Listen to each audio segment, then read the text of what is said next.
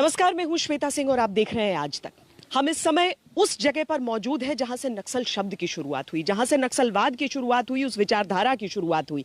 ये पश्चिम बंगाल का नक्सलबाड़ी गांव है। हाँ, परिस्थितियां आज बहुत बदल चुकी हैं, लेकिन क्या विचार भी बदले हैं? आज हम समूचे उत्तर बंगाल को देखेंगे, वहां की सोच को टटोलेंगे, राजनीतिक विचारधारा को समझने का प्रयास करेंगे। क्योंकि देखिए, ये जिस जगह पर हम मौजूद हैं, ये 1967 की याद दिलाता है। संकेतों के हिसाब से हम यहाँ की राजनीति को अगर देखें, चाहे लेनिन हो, स्टालिन हो, माओ त्से तुंग हो, या फिर 1967 के उस सशस्त्र आंदोलन के अगुआ चारू मजूमदार, कानू सान्याल, इन नामों की बात हो, या फिर उस खूनी संघर्ष की बात हो जिसके लिए 1967 जाना जाता है, आज की राजनीति में, आज के दौर में उसकी कोई जगह नहीं है। लेकिन क्या लोगों के मन में वो बातें हैं? और यहाँ की राजनीति समूचे पश्चिम बंगाल के लिए क्या संकेत दे रही है? इसी पर देखिए श्वेत पत्र। उत्तर बंगाल के व्यापारिक केंद्र कहे जाने वाले सिलीगुड़ी से करीब 25 किलोमीटर के फासले पर एक रास्ता कटता है जो आपको नक्सलबाड़ी तक ले जाता है। कहने को यहाँ की आबादी मुश्किल से 1,500-2 हजार होगी, लेकिन यहाँ से निकली नक्सलवाद की विचारधारा से देश के कई राज्य रक्त रंजित हैं। अभी चुनावों की बेला है। सशस्त्र क्रांति की धरती पर लोकतंत्र के वोट उत्सव की उमंग। यहाँ पर इलेक्शन जब होगा, वोट देंगे, तो क्या सोच के आप लोगों को क्या बेहतर चाहिए? क्या चाहिए? हम लोगों का सरकार मजबूत चाहिए, पहला बात। गरीब आदमी को मतलब जो सुविधा मिलना चाहिए वो एकदम आवश्यक जरूरी है हम लोगों के लिए। यहाँ पर थोड़ा परिवेश तो थोड़ा अच्छा होना चाहिए। अच्छा, बाल बच्चा लोग आस्था चलेगा, कोई काम दाम उसको मिलना चाहिए, काम मिलना चाहिए। नक्सलबाड़ी उत्तर बंगाल की सियासत की वो धुरी है जिस पर पूरे बंगाल की राजनीति घूमती है। टीएमसी को तीसरी बार विधानसभा जीतने में कोई जोखिम लग रहा है तो वो उत्तर बंगाल के मिजाज की वजह से, और अगर बीजेपी पहली बार सत्ता में आने के सपने संजो रही है तो वो भी इस क्षेत्र के मिजाज की वजह से ही। दरअसल वो जमीन जहां हम खड़े हैं वो प्रतीक है पूरे बंगाल, या कम से कम उत्तर बंगाल के लाल से भगवा होने की, यानी बंगाल की बदलती राजनीति का सबसे मजबूत गढ़। ये दीदी कहां से लड़ोगी? उन्होंने कहा उत्तर बंगाल के अलावे कहां से भी लड़ा दो, उत्तर बंगाल वाले मुझे नहीं जिताने वाले हैं। आदरणीय दीदी, ओ दीदी,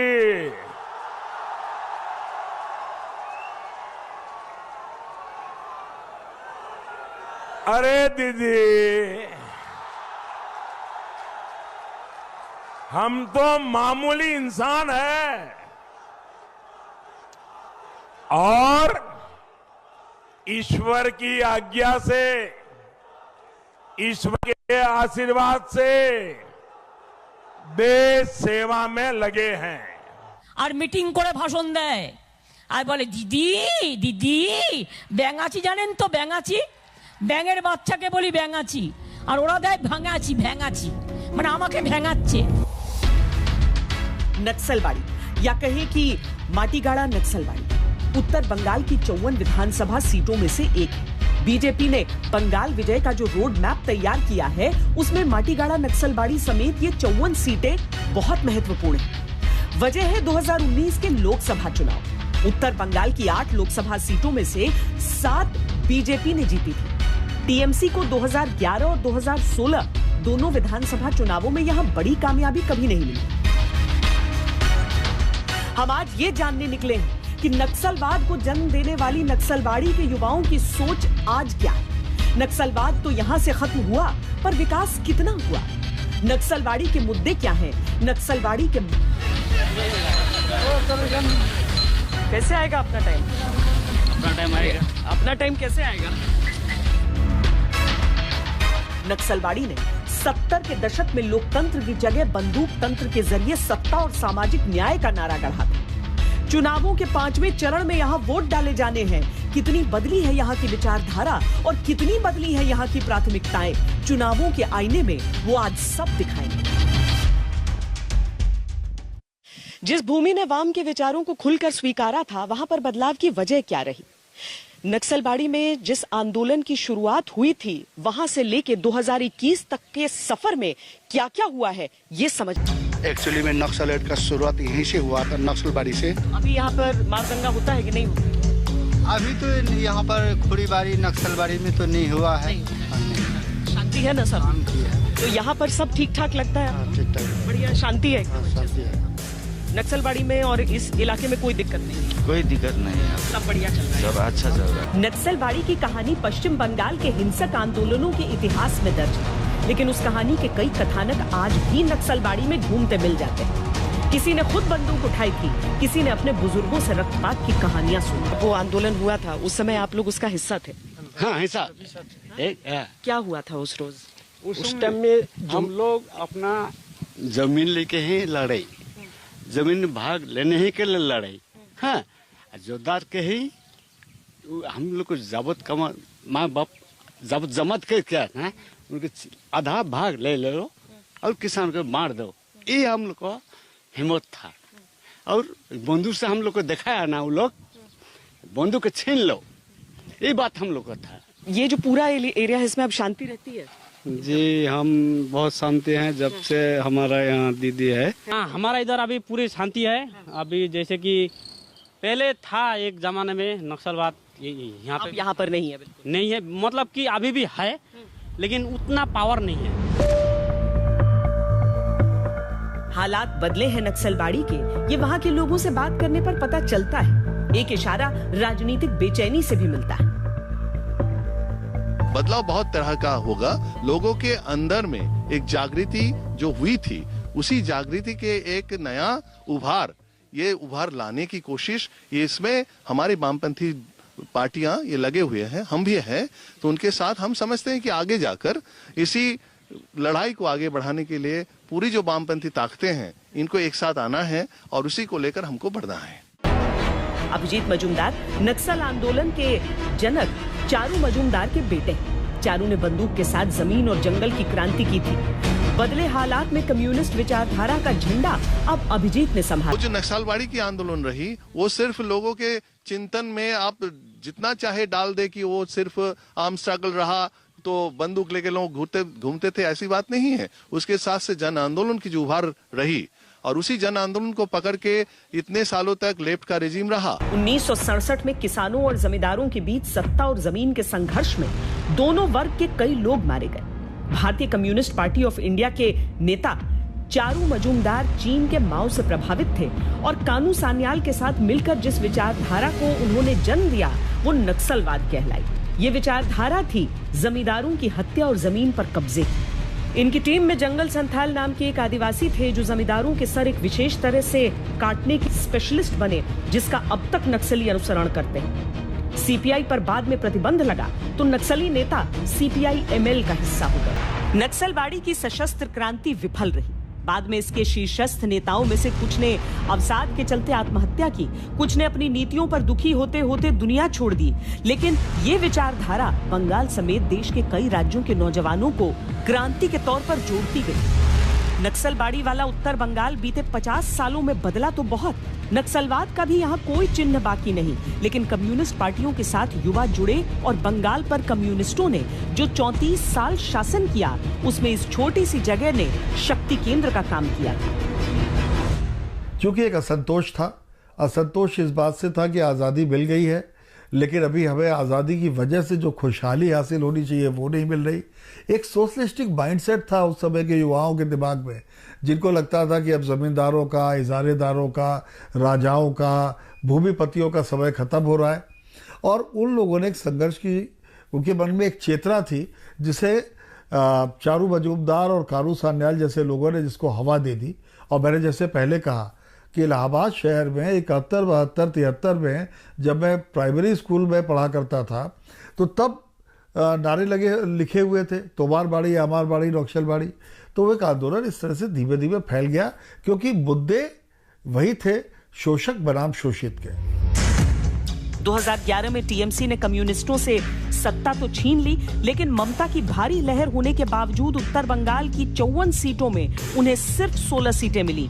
2016 के चुनावों में जब ममता ने 2011 सीटें जीती, तब भी उत्तर बंगाल से सिर्फ 26 सीटों पर ही जीत हासिल हुई। कम्युनिस्टों के गढ़ उत्तर बंगाल में टीएमसी भी अपना दम नहीं दिखा पाई। यहाँ की हवा इस बार क्या इशारा कर रही? टीएमसी को बंगाल जीतने के लिए उत्तर बंगाल में कम से कम अपने 2016 के इतिहास को तो दोहराना ही होगा। लेफ्ट कांग्रेस को भी अपने अस्तित्व की सबसे बड़ी लड़ाई यहीं से जीतनी होगी, क्योंकि आंकड़े चुनौतियां सामने रख रहे हैं। 2019 के लोकसभा चुनावों में बीजेपी ने यहां की 8 में से 7 लोकसभा सीटें जीत ली थी। लोकसभा सीटों के अंतर्गत 54 विधानसभा क्षेत्र आते हैं। उनमें टीएमसी को 12 विधानसभा क्षेत्रों में बढ़त थी, बीजेपी को 34 पर। इस बार प्रधानमंत्री मोदी से लेकर अमित शाह, नड्डा से लेकर पूरी बंगाल बीजेपी इकाई ने यहाँ पूरा जोर लगा दिया। मुद्दा तो अनएम्प्लॉयमेंट मेन, और जो अभी तेल दाम इंक्रीज हुआ है, दवाई से मेडिसिन प्रत्येक महीना 2-5 रुपए बढ़ जाता है। विकास कुछ नहीं हुआ है, ना रास्ता हुआ है, ना कॉलेज हुआ, ना अस्पताल हुआ है। अस्पताल में कुछ नहीं है, दवाई पानी। यही मुद्दा रहेगा कि जो भी आएगा हम लोगों के आने वाला भविष्य अच्छा हो, और जो आने वाला यूथ है, यूथ के लिए काम के लिए बहुत परेशान है। राजनीति में विचारों के 2 छोर होते हैं, लेफ्ट और राइट। और नक्सलवाड़ी जिस तरीके से वामपंथ और दक्षिण पंथ के बीच एक लंबा सफर तय कर चुका है, वो अपने आप में बहुत सारे संकेत देता है। दरअसल जब भी कोई आंदोलन होता है, जैसे यहाँ पर एक सशस्त्र आंदोलन हुआ, हिंसात्मक आंदोलन हुआ, लोगों को उनकी जमीन दिलानी थी, सामाजिक न्याय के लिए यह आंदोलन था, लेकिन क्या सचमुच में लोगों को वो अधिकार मिला, या फिर राजनीति ज्यादा का है? खेत हमारा नहीं, दूसरे का है। दूसरे का है, तो आप इस पे काम करते हैं? यहाँ काम करते हैं। इसकी मजदूरी मिलती है? मिलते हैं। तो आपका घर जो है वो आपका अपना जमीन? हमारा घर, हाँ। जमीन अपना है? नहीं है, अपना जमीन नहीं है। नहीं। आपको मन करता है कि आपकी अपनी जमीन हो, अपनी जमीन पर खेती, अपनी जमीन पर? वो भी तो चाहिए। अपना होने से और भी बढ़िया होगा, अपना से करने से और भी ज्यादा फल आना सकेगा फसल। यहाँ जो आंदोलन हुआ था वो तो अपनी जमीन के लिए किया गया था, लेकिन उसके बाद किसी को मिली अपनी जमीन, या गरीबी है यहाँ पर बहुत? अभी कहाँ मिला, नहीं, गरीबी है ज्यादा।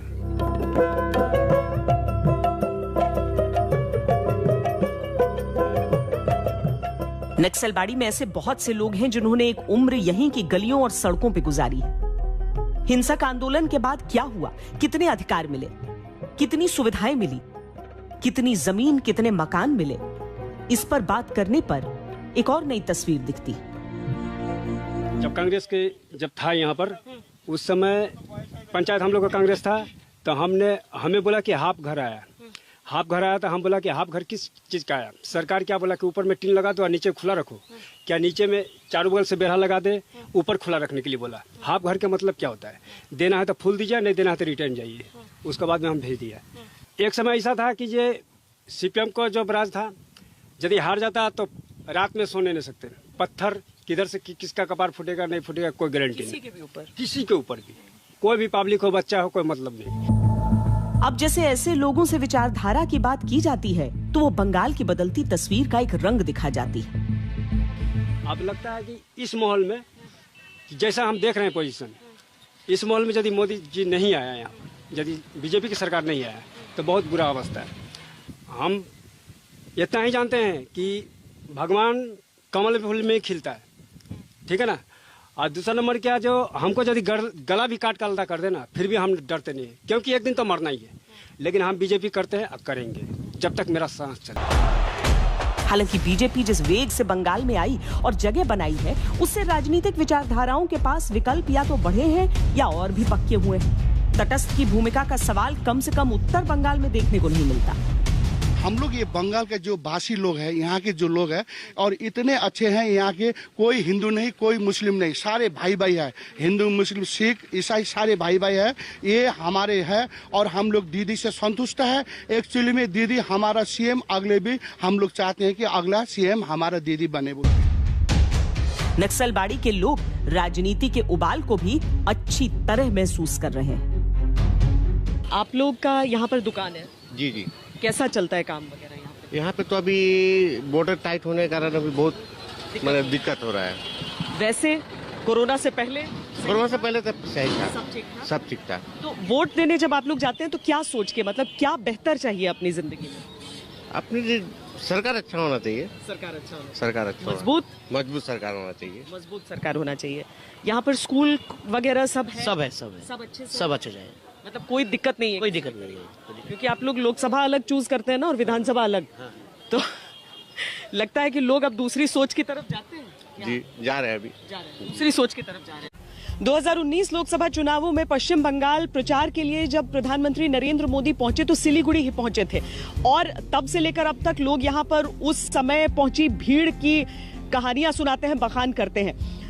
विधानसभा चुनावों में क्या वही मैजिक दोहराया जाएगा जो कि लोकसभा चुनावों के उस दौरान था जब प्रधानमंत्री नरेंद्र मोदी का अपना चेहरा ही सामने था? भारतीय जनता पार्टी दांव लगा रही है प्रधानमंत्री नरेंद्र मोदी के ही नाम पर, और बीजेपी इस समूचे क्षेत्र में यानी नॉर्थ बंगाल में प्रचार में अपना सब कुछ झोंक रही है। दशकों की सियासत में बंगाल की सत्ता का हस्तांतरण कांग्रेस से लेफ्ट से टीएमसी के बीच हुआ। उत्तर बंगाल भी खूब बदला, लेकिन पीढ़ियों के बाद भी यहाँ विधानसभा स्तर पर कम से कम कांग्रेस टीएमसी का वर्चस्व कायम रहा। बीजेपी इस बार एक नए प्लेयर की तरह यहाँ अपने पांव जमाने की कोशिश कर रही। नक्सलवाड़ी ट्रेलर है उत्तर बंगाल का। लोकसभा में हमने देखा कि सबने बीजेपी को चुन लिया, वैसे सरकार तृणमूल की है। आप लोगों के लिए यहाँ पर सब ठीक ठाक है? हाँ ठीक ही है, ठीक है, यहाँ ठीक है। ममता बनर्जी उत्तर बंगाल की राजनीति और बीजेपी के बढ़ते असर को अच्छी तरह समझ रही हैं। उन्हें ये भी पता है कि बीजेपी अगर 2 लोकसभा सीट से 18 पर आ गई है तो इस क्षेत्र ने उसे बड़ी ताकत दी। उन्होंने चुनावी घोषणा से कुछ दिनों पहले उत्तर बंगाल की जनता से सीधा संवाद किया था। इस संवाद में टीएमसी की कमजोर हालत की टीस प्रमुखता से शामिल थी। আপনাদের এখান থেকে দেখুন উত্তরবঙ্গে একটা সিটও তৃণমূল পায়নি পার্লামেন্টে, পেয়েছে একটাও।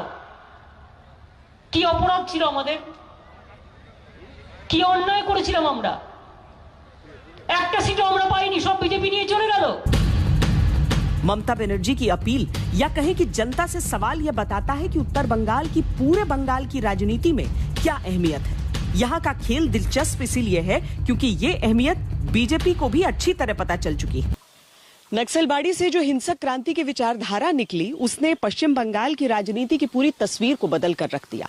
लेकिन एक तस्वीर का वो पहलू है जो 2016 विधानसभा चुनावों तक रहा, और तस्वीर का दूसरा हिस्सा है वो जो 2019 के लोकसभा परिणामों से सामने आया। हम उसके बारे में आपको बताएंगे, लेकिन आपको पहले समझाते हैं कि कैसे नक्सलबाड़ी राजनीति का केंद्र बन गया। लाल झंडे और लाल विचारधारा की राजनीति समय के साथ पूरे बंगाल में भले कमजोर हुई हो, लेकिन नक्सलबाड़ी में अब भी मिलती है। लाल झंडों की भीड़ में वो लोग भी मिलते हैं जिन्होंने कभी 1967 में एक हाथ में लाल झंडा, एक हाथ में बंदूक थामी। आंदोलन छेड़ा था, उसमें हम लोग पूरा पार्टिसिपेट किए थे। तो ये मुख्य था, ये था कि यहाँ पहले जमींदार का राज था, जमींदार का शासन व्यवस्था था। तो वो जमींदार के खिलाफ यहाँ का किसान लोग ने ये आवाज उठाया था कि जो खेती में जमीन चाष करता है कि जमीन का मालिक वो होगा। इस आवाज पर, जमीन दखल का आवाज पर यहाँ का तराई का किसान एकजुट होकर के पूरा जुलूस मीटिंग वगैरह ये सब करता रहा। बहुत बात में ये उठाया कि जमींदार के हाथ में समूचा जमीन रहेगा, ये बात तो हम लोग मान नहीं सकता है कि किसान का अंदर में जमीन बंटवारा कर दो। तो जमीन बंटवारा भी हुआ, और किसान का जो फसल जो जमींदार का गोला में जाके मौजूद था उसको भी निकाल करके किसानों को अंदर में बंटवारा किया था। जबकि इस आंदोलन और आगे बढ़ने लगा, सब किसान एक आवाज में जब जमायत होने लगा तो जमींदार लोग इकट्ठा होकर वो लोग बंदूक चलाने लगा। तो किसान लोग लेकिन उसको ऊपर में आक्रमण कर बंदूक भी छीन के ले दिया। समझ गए ना? तो वो बंदूक ये सोचा कि वो लोग हम लोग को आक्रमण करता है, तो घरेलू हथियार तीर धंधों का से लेके किसान जमींदार के ऊपर में आक्रमण किया है। तो बहुत ऐसा ये इलाका जो है ना, इसमें आपको धोरिए 60 साल में 3-4 महीना मुक्त अंचल हो गया था। ये क्षेत्र यहाँ कोई पुलिस मिलिट्री ढुकने नहीं पाता था, सब किसान का हाथ में सब कुछ माने दखल ही हो गया था। तो पीछे मिलिट्री ये सब अगर आकर मैंने इस किसान आंदोलन को लोग दमन पे खत्म किया। कितने लोग की जान गई थी उस टाइम? उस टाइम में बहुत आदमी, अभी मैंने जल्दबाजी से तो बोलने चाहिए, बहुत किया था इसमें। खेमू सिंह उन बातों को जब आज बताते हैं तो मारे गए लोगों के आंकड़ों की बहस को आगे नहीं ले जाना चाहते। वैसे सीटों का गुणा भाग और जय पराजय के समीकरण कम से कम विधानसभा चुनावों में तो अभी तक लाल रंग की मौजूदगी को नक्सलबाड़ी समेत पूरे उत्तर बंगाल में स्वीकारते हैं। टीएमसी एक दशक की सत्ता में पूरी जगह बना नहीं पाई। बीजेपी इस बार सत्ता परिवर्तन का दरवाजा उत्तर बंगाल से खोलना चाहती है। दीदी, हमने सुना है फुटबॉल में एक होता है ओन गोल। आप चुनाव के मैदान में सेल्फ गोल कर चुकी है। कि माँ बहन, हमारा एक पाँव में चोट है, लेकिन हम आपको 2 पाँव का भरोसा करके आता है। आपका 2 पाँव मेरे के लिए 3 पाँव है। इसी के लिए आप लोगों को मेरे को बहुत बहुत प्रणाम, सलाम, नमस्कार, जय गोरखा सब करती हूँ। तो क्या बॉल खेले? पाए चोट है तो क्या है, हाथ में मरे? तो ठीक है, आप लोग बोलो खेला होवे। उत्तर बंगाल की जनता से जब हमने बात की तो एक बात सामने आई कि वो धीरे धीरे खुलते हैं और एक मुस्कुराहट के साथ अपने मन की झलक दे जाते हैं। खेला या परिवर्तन? खेला नहीं होगा, परिवर्तन नहीं हो जाएगा।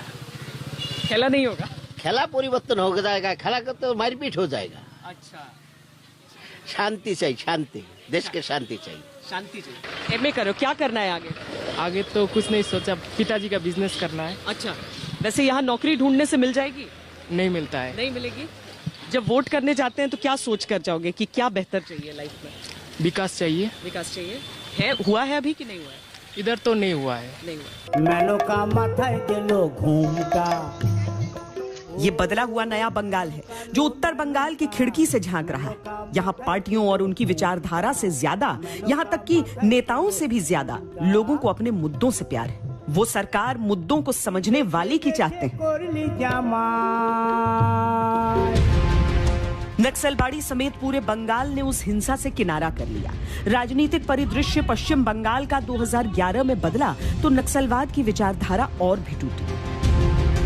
कम्युनिस्ट विचारधारा जैसे जैसे शेष पश्चिम बंगाल में कमजोर पड़ती गई, नक्सल आतंकवाद पश्चिम बंगाल से सिमटता चला गया। 2011 में नक्सली नेता किशन जी को पुलिस ने मार गिराया। तब से बचा खुचा नक्सलवाद भी बंगाल से खत्म होता गया। सीआरपीएफ कोबरा कमांडोज ने इसमें बड़ी भूमिका निभाई। उस टाइम पे तो यूथ को बहुत इन्फ्लुएंस किए थे, और जब बंगाल में ख़त्म हुआ ये मूवमेंट तब ये बिहार में स्प्रेड किया, फिर दूसरी जगहों पे स्प्रेड हो गया और आज भी चल रहा है। आप देख ही रहे, अब रिसेंटली खबर में आया है कि नक्सल्स अटैक कर दिए, लेकिन इस सब का बेस था वो नक्सलबाड़ी। जब ममता बनर्जी पावर में आई तब भी किशन दा करके एक बहुत बड़े नक्सल लीडर थे और उन्होंने ममता बनर्जी पावर में आने के बाद ही उनका इनकाउंटर हो गया था। तो बंगाल में भी अभी भी इसका असर था। ऐसा नहीं कि पूरा ही खत्म हो गया था बंगाल से मूवमेंट, बट ओरिजिनल जो मूवमेंट था वो खत्म हो गया था। कभी कभी कोई नाम अचानक उभर आता है तो नक्सलवाद कहिए या माओवाद, उसके पुराने पन्ने खुलने लगते हैं। इन्हीं चुनावों के माहौल में एनआईए ने छत्रधर महतो नाम के एक टीएमसी नेता को गिरफ्तार किया। उस पर आरोप है कि 2009 में देश को हिला देने वाले राजधानी एक्सप्रेस अपहरण कांड का वो मास्टरमाइंड है। ये बात ये इशारा भी करती है कि सियासत ने एक गलियारा शायद अब भी खुला छोड़ रखा है जहां संदिग्ध माओवादी चोला बदल सकते हैं। नक्सलबाड़ी से बढ़ते हुए उत्तर बंगाल का एक सिरा नेपाल से जुड़ता है। यहाँ वो लोग भी मिलते हैं जो चुनावों के इस माहौल में ये उम्मीद लगाए बैठे हैं कि अपना टाइम आएगा। अपना टाइम कैसे आएगा? कैसे आएगा अपना टाइम? बॉर्डर खुलने से ना टाइम आएगा। बॉर्डर तो बंद है। अच्छा, बॉर्डर बंद है लेकिन लोग तो आ जा रहे हैं। लोग तो ऐसा नहीं चल रहे हैं ना अभी। और बेहतर होना चाहिए। और बेहतर होना चाहिए। क्या काम नहीं ठीक? क्या करते? काम तो ठीक नहीं, हमारा काम दूसरा था, अभी दूसरा काम करना पड़ा। क्या कर रहे थे? क्या कर रहे थे? पहले जूस बिक्री कर रहा था, अभी तो कुल्ली काम कर रहे हैं। अच्छा, लॉकडाउन की वजह से? हाँ, बॉर्डर बंद है, उधर आदमी जाना आना नहीं है। उधर नेपाल में ही था दुकान। हाँ। अब उधर करने नहीं दे रहा। हम इस समय भारत नेपाल सीमा पर खड़े हैं। पैदल आवाजाही दोनों ओर से बिना बाधा के हो सकती है। लोग इस तरफ से उस ओर जाते हैं और नेपाल से लोग इस ओर आ सकते हैं। लेकिन इन सारी चीजों के बीच आप ये समझिए कि उत्तर बंगाल की आकांक्षाएं, उत्तर बंगाल की परिस्थितियां बाकी के पश्चिम बंगाल से किस तरीके से अलग होती हैं और यहाँ के वोटर किस तरह की सोच रखते हैं। और बेहतर कुछ चाहिए होता है, और बेहतर कि यहाँ व्यवस्था तो यही है, बॉर्डर है, बॉर्डर में थोड़ा और व्यवस्था होना चाहिए, यहाँ व्यवस्था नहीं है। सरकार हमारी तरफ से कोशिश करिए बॉर्डर खोल दे तो बहुत अच्छा होगा। हमारा यहाँ का टोटल बिजनेस एकदम बहुत नुकसान में चल रहा है, सबका बिजनेस नुकसान चल रहा है। भारत नेपाल को जोड़ने वाले उत्तर बंगाल के इस सिरे पर बड़ी संख्या में यूपी, बिहार और अन्य प्रांतों के गैर बांग्ला भाषी रहते हैं। रोटी रोजगार के लिए वो कड़ी मशक्कत करते हैं। कोविड के चलते मुश्किलें आई हैं, लेकिन उतनी ही उम्मीदें भी जगी हैं और ये उम्मीदें वोटों में भी बदलेंगी। यहाँ पे नक्सलवाड़ी रहते हैं आप, काम क्या करते हैं? गाड़ी चलाते हैं। अच्छा, ड्राइविंग करते हैं। यहाँ पे सब ठीक चलता है? चल रहा है, पहले का इधर बाजार नहीं है, अभी नेपाल बॉर्डर सील है, बॉर्डर खुलने से हम लोग अच्छा हुआ, कमाई बाजार बहुत मंदा चल रहा है। अभी ऐसा लेबर लोग है उस पार इस पार करता है, वो लोग भी अभी बैठा है, कड़ा है अभी बॉर्डर। माहौल ठीक है, मतलब कानून वगैरह व्यवस्था ठीक है? ठीक है, ठीक है। पूरे उत्तर बंगाल को दो हिस्सों में बांटा जा सकता है। एक वो जो नॉर्थ ईस्ट की सीमाओं से लगता है, इसमें कालिम्पोंग, दार्जिलिंग, अलीपुरद्वार, कूच बिहार और जलपाईगुड़ी आते हैं। दूसरा हिस्सा डाउन नॉर्थ, जिसमें मालदा नॉर्थ, मालदा साउथ, उत्तरी दिनाजपुर और दक्षिणी दिनाजपुर आते हैं। इन क्षेत्रों में कुछ सीटें मुस्लिम बाहुल्य हैं, जहां टीएमसी, फुरफुरा शरीफ के पीरजादा, कांग्रेस लेफ्ट गठबंधन ने माहौल गर्म कर रखा है। ओवैसी की भी बंगाल चुनाव में एंट्री हो चुकी है, तो खेल दिलचस्प है। मुस्लिम राजनीति का असर जरूर है, लेकिन राजवंशी, आदिवासी और गुरखा मुख्यतः विधानसभा में उत्तर बंगाल का भविष्य तय करते हैं। राजवंशी और आदिवासी समाज के लोगों की संख्या उत्तर बंगाल में 50 से 65 लाख तक है। बीजेपी ने यहाँ खूब मेहनत की है। बीजेपी की रैलियों में बीजेपी के झंडों के साथ जो पीले रंग के झंडे लहराते हैं, वो राजवंशी समाज की शान के प्रतीक हैं। आप लोग ये राजवंशी समुदाय वाले? हम राजवंशी है। राजवंशी समुदाय वाले। तो राजवंशी आप कह रहे हैं कि पीएम के साथ हैं? हाँ, पीएम के साथ, बीजेपी के साथ हैं? बीजेपी के साथ है। राजवंशी समाज की अहमियत इतनी है कि गृह मंत्री अमित शाह ने अपनी घोषणाओं में कहा कि पश्चिम बंगाल में सरकार बनने पर पैरामिलिट्री फोर्सेज में एक नारायणी सेना के नाम पर सीएपीएफ बटालियन का निर्माण किया जाएगा। नॉर्थ जोन की सीएपीएफ बटालियन का नाम चिलारॉय बटालियन रखा जाएगा, जो कि राजवंशियों के राजा नर नारायण के छोटे भाई थे। राजवंशियों के राजा पंजानन ठाकुर के जन्म स्थान को भी स्मारक बनाया जाएगा। वैसे यहाँ ये भी बताते चलें कि ममता बनर्जी भी यहाँ इस तरह की घोषणाएं कर चुकी हैं। राजवंशियों के लिए कूच बिहार में नारायणी पुलिस, हिल्स में गुरखा पुलिस और आदिवासी इलाकों में जंगल महल बटालियन। नारायणी पहचान को लेकर राजवंशी समाज लंबे समय से संघर्ष करता रहा है। इसी तरह गुरखा समाज के करीब 15 से 20 लाख लोग उत्तर बंगाल के पहाड़ी इलाकों में रहते हैं। ममता बनर्जी गुरखा समाज को अपनी ओर करने के लिए गुरखा जन मुक्ति मोर्चा के नेता बिमल गुरुंग को भी टीएमसी से जोड़ चुकी है। ये वही गुरुंग हैं जिनको साथ लेकर बीजेपी ने दार्जिलिंग सीट जीत ली थी। लेकिन क्या बाकी गुरखा समाज के लोग बिमल के साथ हैं? इस बात पर पहाड़ी क्षेत्रों के नतीजे निर्भर होंगे। गोरखा अपने बासभूमि की लड़ाई लड़ रहे हैं। बार बार गोरखाओं को दमन करके जो सरकार अभी तक टिका हुआ है, अभी थोड़ा किसी ने नहीं सुना। आपको लगता है पीएम ने अगर ये टोपी लगाई है तो वो एक संदेश दे रहे हैं? हाँ, तो ये तो बहुत बड़ा संदेश है कि नरेंद्र मोदी जी हमारा ये सपना को जरूर पूरा करेगा। नमस्कार, मैं हूं अंजना ओम कश्यप। हमें उम्मीद है ये वीडियो आपको पसंद आया होगा। लेटेस्ट खबरों के लिए यूं ही देखते रहिए आज तक, और इस वीडियो के पसंद आने पर लाइक, शेयर एंड सब्सक्राइब करना ना भूलें।